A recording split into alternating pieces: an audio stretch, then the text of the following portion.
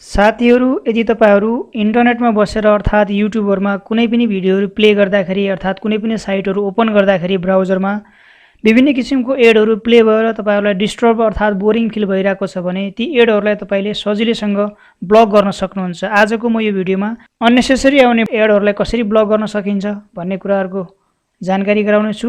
यदि तपाईहरु वेब ब्राउजरको रूपमा Google Chrome, Apple Safari, Firefox, Opera, Microsoft एजहरु प्रयोग गर्नुहुन्छ भने तपाईहरुको लागि उपयोगी भिडियो हुन सक्छ। यो भिडियोमा मैले जस्तो तपाईहरु यदि इन्टरनेटमा बसेर कुनै पनि पेजहरु अर्थात् वेबसाइटहरु ओपन गर्नुहुन्छ अर्थात् युट्युबमा भिडियोहरु प्ले गर्नुहुन्छ भनेपछि त्यसमा आउने विभिन्न किसिमको एडहरु आइरहेको हुन्छ अर्थात् एडहरु प्ले भइरहेको हुन्छ। त्यस्तो खालको एडहरुलाई तपाईहरु ब्लक गर्न चाहनुहुन्छ अर्थात् नआइदिए हुन्थ्यो भन्ने चाहनुहुन्छ भनेपछि त्यसको लागि सजिलैसँग वेब ब्राउजरमा एक्सटेन्सन इन्स्टल गर्न सक्नुहुनेछ।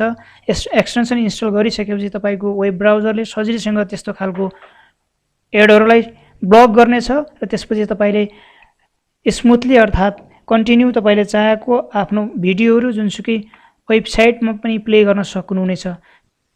एउटा कुनै भिडियो प्ले गर्न गइरहेको छु म। यहाँ एउटा भिडियो प्ले गरेर देखाउँछु तपाईहरुलाई। यो ठाउँमा मैले एउटा भिडियो प्ले गरे। यो ठाउँमा तपाईहरुले एड देखिराख्नु भएको छ। यो 3-5 सेकेन्डमा स्किप गर अथवा यहाँ स्किप एड भनेर देख्नु भएको छ। यो एड भनेको 30 सेकेन्डको छ। यो ठाउँमा यो 30 सेकेन्डसम्म चाहिँ हामीले वेट होल्ड गर्नु पर्यो अर्थात् 5 सेकेन्ड पछि हामीले यो चाहिँ एड स्किप गर्नु पर्यो अर्थात् स्किप एड गर्नु पर्यो। यो यस्तो खालको बोरिङ जुन एडहरु आइरहेको छ यसलाई तपाईले सजिलैसँग ब्लक गर्न सक्नुहुन्छ। एड ब्लकरलाई अर्थात् एड ब्लकर एक्सटेन्सनलाई तपाईको आफ्नो वेब ब्राउजरमा। त्यसको लागि मैले यहाँ गुगल ओपन गर्न गएको छु। तपाईले गुगलमा गएर तपाईले डाउनलोड गर्न सक्नुहुनेछ एड ब्लकर भनेर एड ब्लक भनेर यसरी टाइप गरेर सर्च गरेर तपाईले इन्टर प्रेस गर्नुभयो भने यो ठाउँमा देख्न सक्नुहुन्छ तपाईले बेस्ट एड ब्लकर भनेर एड ब्लक भनेर देख्न सक्नुहुन्छ। यो एड ब्लकर भनेको तपाईको फ्री ओपन सोर्स हो जुन कन्टेन्ट फिल्टरिङ र विभिन्न किसिमको एडहरु जुन ब्राउजरमा आउने एडहरुलाई ब्लक गर्दछ यसले। यो एड ब्लकर तपाईले गुगल क्रोम, सफारी जुन एप्पल डिभाइसहरुमा प्रयोग गर्ने ब्राउजर वेब ब्राउजर सफारी, त्यसैगरी फायरफक्स, ओपेरा र माइक्रोसफ्ट एजहरुमा सजिलैसँग एक्सटेन्सन एड गर्न सक्नुहुन्छ। यसको लागि मैले यहाँ ओपन गर्न गइरहेको छु यो एड ब्लकरलाई। यो एड ब्लकरलाई ओपन गरिसकेपछि यहाँ तपाईले देख्न सक्नुहुन्छ एक्सटेन्सनमा अटोमेटिक यहाँ एड टु क्रोम भनेर देख्न सक्नुहुन्छ। यो ठाउँमा तपाईले क्लिक गर्नुभयो भने क्रोमको लागि यसरी नै सम्पूर्ण आफ्नो आफूले प्रयोग गर्ने ब्राउजरहरुमा प्रयोग गर्न सक्नुहुन्छ। यहाँनिर एड टु क्रोममा क्लिक गर्नु होला। एड टु क्रोममा क्लिक गरिसकेपछि एड एक्सटेन्सन भनेर देखिएको छ। यो ठाउँमा तपाईले एड गरिदिनु भयो भने यसरी ब्राउजरले एक्सटेन्सन एड गरिराखेको छ। तपाईको ब्राउजरमा तलपट्टि देखिसक्नु भएको छ तपाईले एडिङ टु क्रोम भनेर एड भइसकेको छ। अब यो ब्राउजर एड भइसकेको छ। यसमा तपाईले देखिसक्नुभयो एड भएर तपाईको इन्स्टल भनेर देखिएको छ।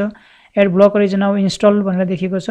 यो ठाउँमा इन्स्टलिङ एड ब्लकर डन भनेर देखाइसकेको छ। यो ठाउँमा फ्री पनि युज गर्न सक्नुहुन्छ तपाईले यो एड ब्लकरलाई। अब तपाईले जुनसुकै पनि पेज ओपन गर्नुभयो अर्थात् वेबसाइटहरु ओपन गर्नुभयो भने यो ब्राउजरमा आउने एडहरुलाई चाहिँ सजिलैसँग ब्लक गर्नेछ यो एड ब्लकरले। जस्तो मैले यहाँ अब मेरो युट्युब ओपन गर्न गइरहेको छु। युट्युबमा मैले अब जुनसुकै भिडियो पनि प्ले गर्दाखेरि यसमा अब एड प्ले हुँदैन। यस्तो खालको एडहरु देखिदैन। अब तपाईले यसरी सजिलैसँग आफ्नो ब्राउजरमा जुन एड ब्लकर एक्सटेन्सनलाई इनेबल गरेर अर्थात् इन्स्टल गरेर त्यसमा आउने अननेसेसरी जुन ब्लकहरु हुन्छ अर्थात् एडहरु हुन्छ त्यो एडहरुलाई चाहिँ सजिलैसँग ब्लक गर्न सक्नुहुन्छ। साथीहरु, यस्तै प्रकारको टेक्नोलोजी सम्बन्धी जानकारीमूलक भिडियोको लागि र यो च्यानलमा अपलोड गरेको भिडियोको नोटिफिकेसनको लागि तपाईहरुले एफएन टेक इन्फो युट्युब च्यानललाई सब्स्क्राइब गरी बेल आइकनलाई प्रेस गरिदिनु होला। धन्यवाद।